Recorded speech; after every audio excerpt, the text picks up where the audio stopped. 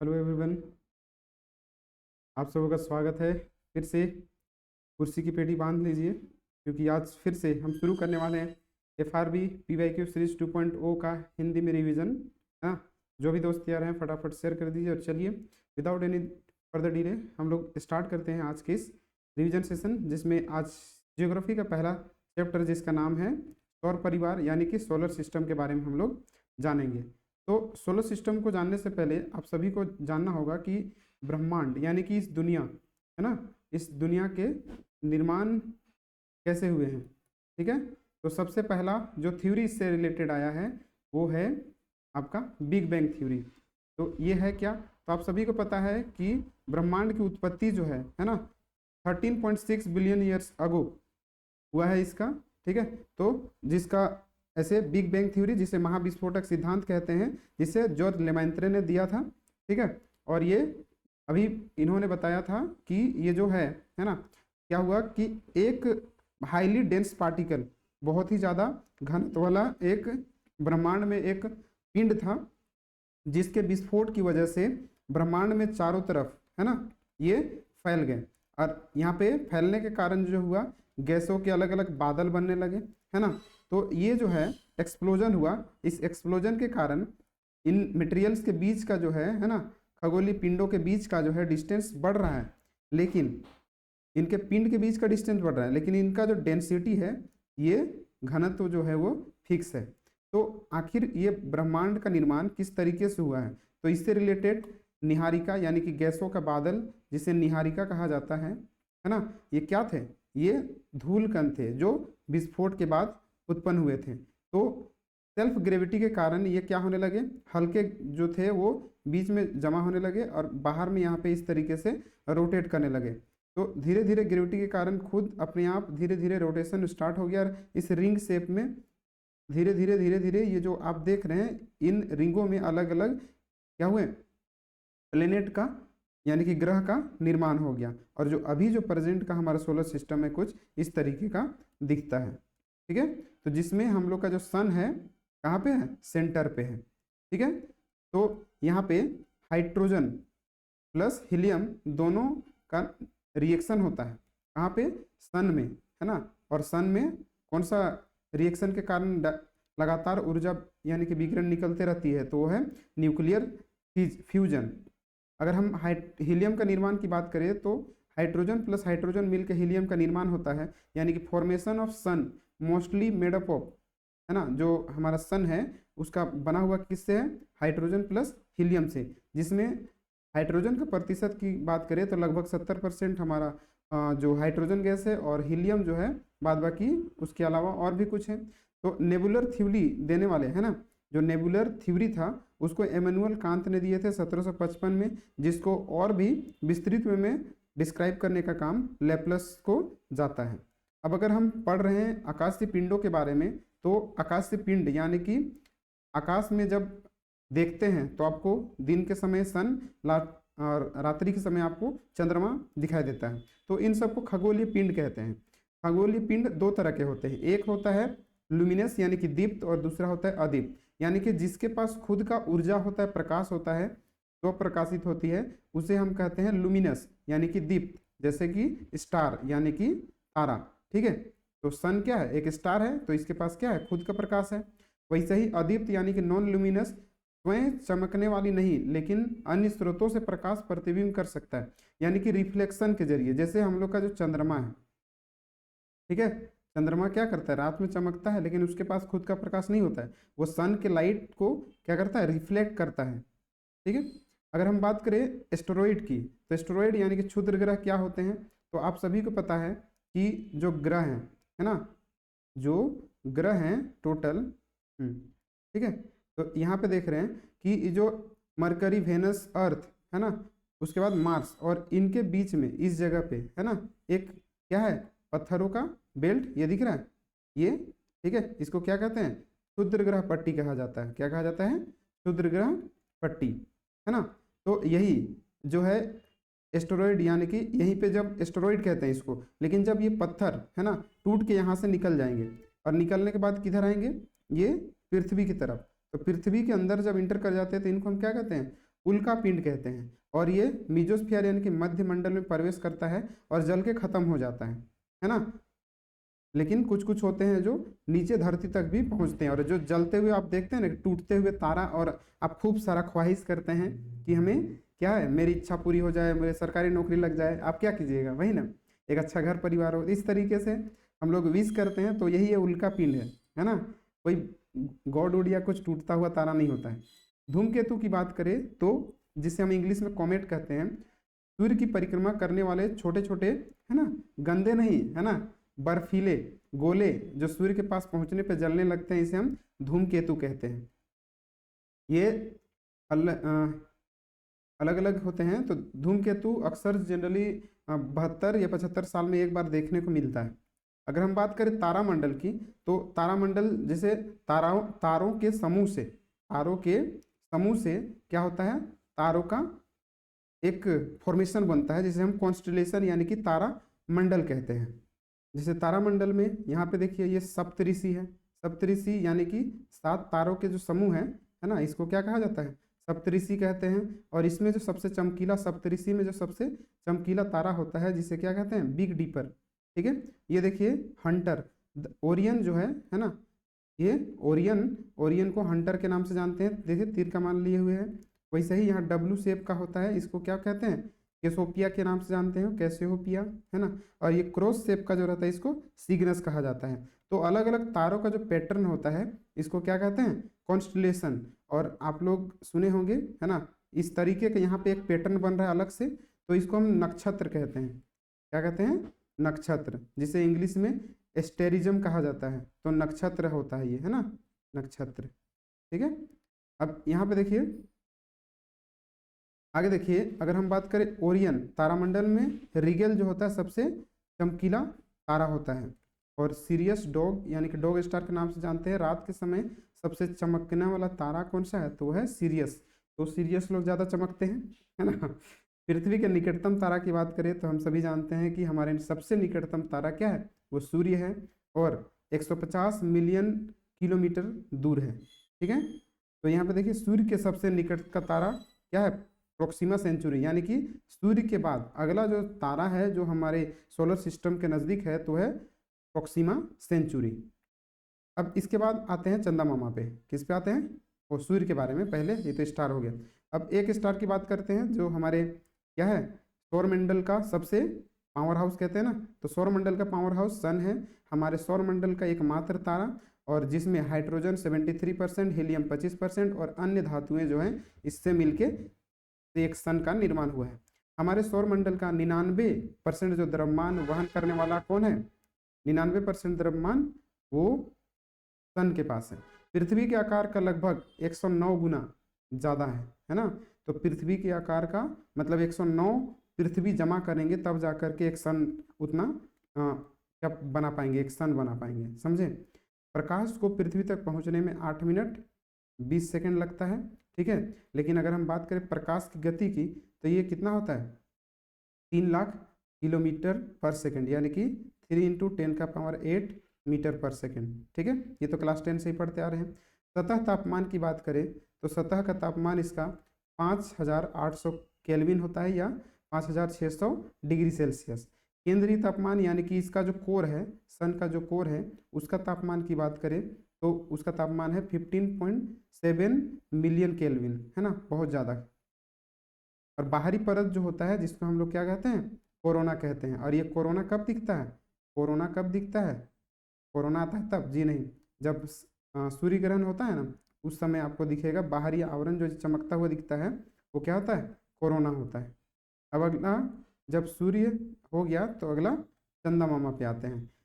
पृथ्वी का प्राकृतिक उपग्रह एकमात्र चंद्रमा है। ये अदीप्त है, यानी कि खुद का प्रकाश नहीं है इसके पास। रेडियस की बात करें त्रिज्या की, तो 1.74 × 10⁶ किलोमीटर है।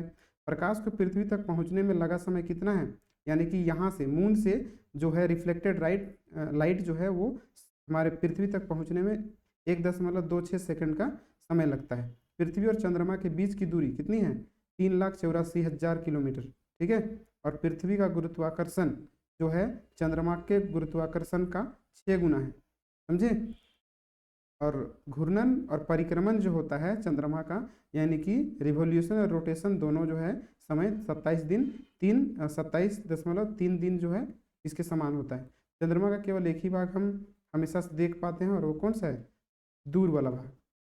अब आते हैं एक एक करके ग्रह के बारे में। तो सौर मंडल में हम लोग चंद्रमा, तारों और खगोलीय पिंडों के बारे में जान चुके हैं। अब अगला है बुध ग्रह के बारे में। तो बुध क्या है, जिसे मरकरी के नाम से जानते हैं, सूर्य का निकटतम ग्रह वो है बुध। सौरमंडल का सबसे छोटा ग्रह भी यही है और जिसका व्यास जो है, ये जरूरी नहीं है याद करना, 4900 किलोमीटर है, लेकिन ये जरूरी नहीं है। सबसे तेज अगर हम कहेंगे, एक परिक्रमा यानी कि एक चक्कर लगाता है किसका, सन, है ना। सन का एक राउंड 88 दिन में लगा लेता है, ठीक है, 88 डेज में, ठीक है। और बिना उपग्रह वाला ग्रह कौन सा है, ये है हमारा, दो होता है, एक होता है बुध और दूसरा होता है शुक्र। सौरमंडल का सबसे गर्म ग्रह की बात करें तो है कौन, शुक्र यानी कि वेनस। सौरमंडल का सबसे चमकीला ग्रह कौन सा है, जिसे शाम का तारा, सुबह का तारा कहा जाता है, वो है शुक्र। पृथ्वी की जुड़वा बहन भी कही जाती है, क्यों, क्योंकि द्रव्यमान और आकार के अनुसार जो है शुक्र पृथ्वी के समान है, इसीलिए इसे हम पृथ्वी की जुड़वा बहन के नाम से भी जानते हैं। इसमें भी कोई उपग्रह नहीं होता है। और ये कैसे घूमता है, क्लॉकवाइज यानी कि दक्षिणावर्त, यानी कि ये घूमता है पूर्व से पश्चिम, पूर्व से पश्चिम दिशा में, ठीक है। बाद बाकी जितने भी ग्रह हैं वो सभी कैसे घूमते हैं, मात्र दो ही, यूरेनस यानी कि शुक्र और दूसरा है यूरेनस, ठीक है। तो जिसके लास्ट में नस नस है, इन दोनों का जो रोटेशन है वो क्लॉकवाइज है। बाद बाकी जितने भी 6 ग्रह हैं वो एंटी क्लॉकवाइज घूमते हैं, यानी कि पश्चिम से पूर्व की ओर, पश्चिम से पूर्व की ओर, ठीक है, पश्चिम से पूर्व की ओर, याद रहेगा। अब अगला देखिए, अगला ग्रह है पृथ्वी, एकमात्र ऐसा ग्रह जिसमें जीवन संभव है। तो जीवन को सहारा देने वाला एक ग्रह कौन सा है, वो पृथ्वी। नीले ग्रह के नाम से भी हम जानते हैं, क्यों, क्योंकि इसमें 70% पानी है, बाद बाकी भू आकृति। एक उपग्रह मात्र है चंद्रमा, है ना, ये चंद्रमा।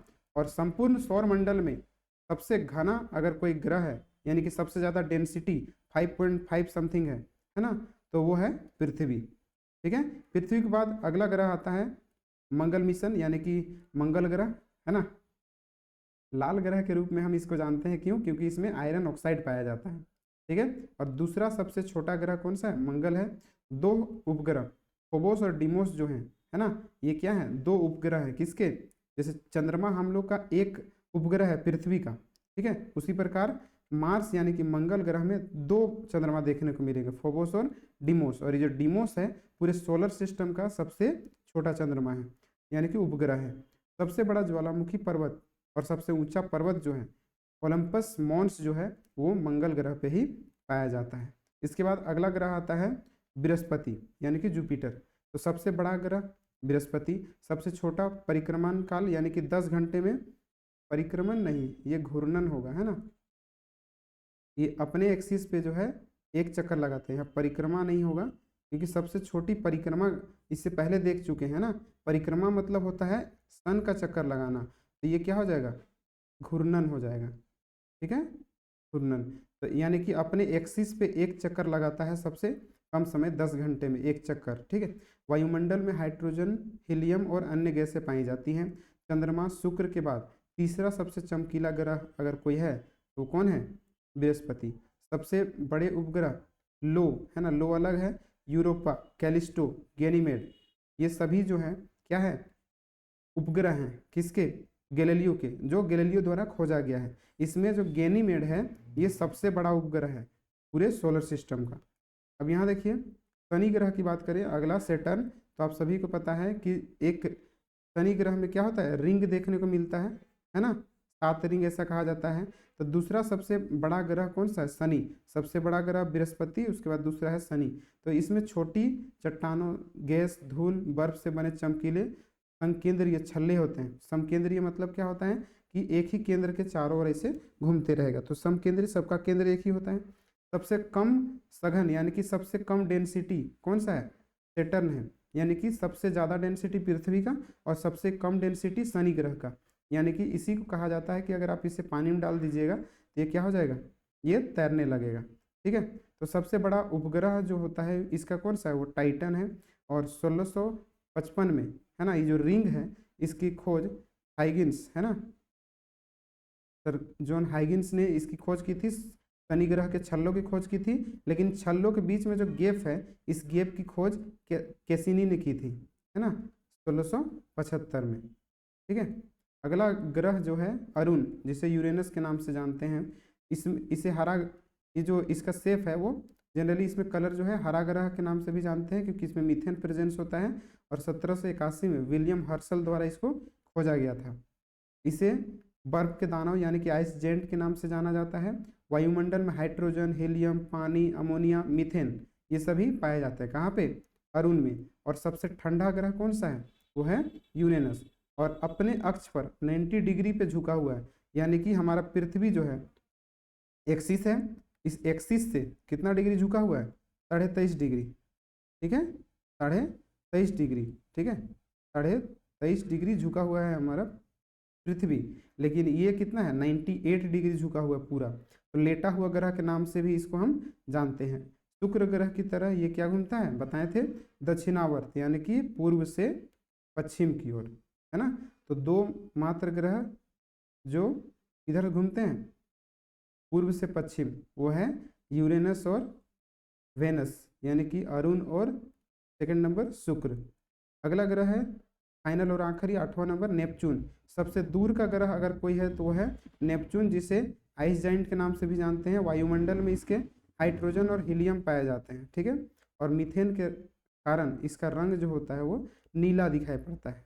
इसकी खोज की बात करें तो 1846 में जोहान्स गेले और अर्बन डी वेरियर ने इनका खोज किया था। और भी केवल मैथ के कैलकुलेशन के अनुसार कि हाँ ऐसा कुछ ग्रह हो सकता है। भविष्य जो है भविष्यवाणियों की मदद से, गणितीय भविष्यवाणियों की मदद से एकमात्र ग्रह जो खोजा गया था वो है वरुण, यानी कि नेपच्यून। इसमें 14 उपग्रह है। और प्रसिद्ध चंद्रमा जो इसका है ट्राइटन है, टाइटन नहीं ट्राइटन। ठीक है, अब यहाँ देखिए, अब इसके बाद आता है बौना ग्रह। तो ये बौना ग्रह है क्या, ठीक है, तो यहाँ पे देखिए सबसे पहले प्लूटो, है ना, बौना ग्रह में प्लूटो 2006 में अंतर्राष्ट्रीय खगोल संघ IAU द्वारा अब ग्रह इसे नहीं माना जाने लगा। क्यों, क्योंकि ये कुछ कंडीशन है बौना ग्रह का, तो ये ग्रह की कैटेगरी से हटा करके बौना ग्रह में डाल दिया गया। इसमें यह कुपियर बेल्ट का सदस्य है। कुपियर बेल्ट, अब ये कौन सा प्राणी है भाई, तो कुपियर बेल्ट के बारे में आपको बता दें तो यहाँ पे देखिए, ये आपको दिख रहा है, ठीक है, तो ये कुछ ग्रह हैं। तो यहाँ पे देखिए ये जो बेल्ट दिख रहा है आपको, ये है क्षुद्र ग्रह बेल्ट, है ना, यानी कि क्षुद्र ग्रह पट्टी। और ये 8वां ग्रह के बाद यहाँ पे एक बेल्ट है जिसे कुपियर बेल्ट कहते हैं। और इस बेल्ट का ही सदस्य है ना, कौन सा, प्लूटो। ठीक है, तो ये कुपियर बेल्ट है। कुपियर बेल्ट नेपच्यून की कक्षा के बाहर एक गोलाकार सीमा है जिसमें कई क्षुद्र ग्रह, चट्टानें और धूमकेतु पाए जाते हैं। ठीक है, प्लूटो का सबसे बड़ा उपग्रह कौन सा है, केरोन है। प्लूटो का भी एक चंद्रमा है जिसे केरोन कहते हैं। और यह एक चक्कर लगाने में 288 वर्ष लगता है। किसके चक्कर, सन का, है ना, सन का चक्कर लगाएगा कितना, 248 वर्ष। ठीक है, यह दूसरा सबसे बड़ा बौना ग्रह है, कौन सा, एरिस। ठीक है, उसके बाद आता है हाउमिया। हाउमिया क्या है, ये कुपियर बेल्ट में, मतलब ये जो है कुपियर बेल्ट में पाए जाते हैं। प्लूटो, एरिस और हाउमिया प्लस मेकमेक, ये चारों जो है आपका कहाँ पाए जाएंगे, कुपियर बेल्ट में। ठीक है, और जो ये जो सीरस है ना, सीरस, तो ये जो सीरस है ये कहाँ पाया जाता है, यहाँ पे एस्टेरॉयड बेल्ट में, यानी कि क्षुद्र ग्रह पट्टी में। अब यहाँ देखिए, और इसको देखिए, अगर कुपियर बेल्ट में सबसे तेज घूमने वाला कौन सा है, ये हाउमिया। और ये तीसरा सबसे बड़ा बौना ग्रह मेकमेक, और इसे एक चक्कर लगाने में, यानी कि सन का एक चक्कर लगाने में 310 वर्ष लगते हैं। ठीक है, तो यहाँ पे ये सभी क्लियर हो चुके हैं। और एक यहाँ पे देखिए साइज के अनुसार यहाँ पे सजाया गया है कि बृहस्पति, शनि, अरुण, है ना, वरुण, पृथ्वी, शुक्र, मंगल, बुध। तो आपको केवल याद रखना है पृथ्वी का कि ये कितने नंबर पे, 1 2 3 4 5, यानी कि 6ठे नंबर पे आता है। ठीक है, साइज के अनुसार। और सबसे बड़ा बृहस्पति, सबसे तेज गति से, देखिए एक होता है घूर्णन, ठीक है, घूर्णन, तो सबसे तेज गति का घूर्णन कौन करता है, बृहस्पति, और सबसे तेज गति का परिक्रमा है ना, परिक्रमण, तो परिक्रमण कौन करता है, ये है बुध। तो इसी के अनुसार समझ जाइएगा।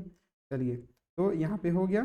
ब्रह्मांड की उत्पत्ति बताए थे कितना साल पहले, है ना, 13.5 बिलियन ईयर्स एगो, और पृथ्वी का जो है अगर हम बात करें तो 4.5 बिलियन ईयर्स एगो जो है इसका क्या हुआ था, कंस्ट्रक्शन हुआ था, निर्माण हुआ था। तो आशा करता हूँ आपको ये फ्री रिवीजन बेस्ड जो है ये आपको क्लियर हो गया होगा। FRB सीरीज तो पहला लेक्चर क्लियर हो गया। कल फिर से हम लोग नेक्स्ट लेक्चर जब PDF आ जाएगा तो फिर इसी तरीके से रिवीजन करेंगे। तो चलिए मिलते हैं नेक्स्ट रिवीजन सेशन में। अच्छा लगे, किसी तरह का सजेशन देना है तो कमेंट में जरूर लिखें। See you and have a nice day.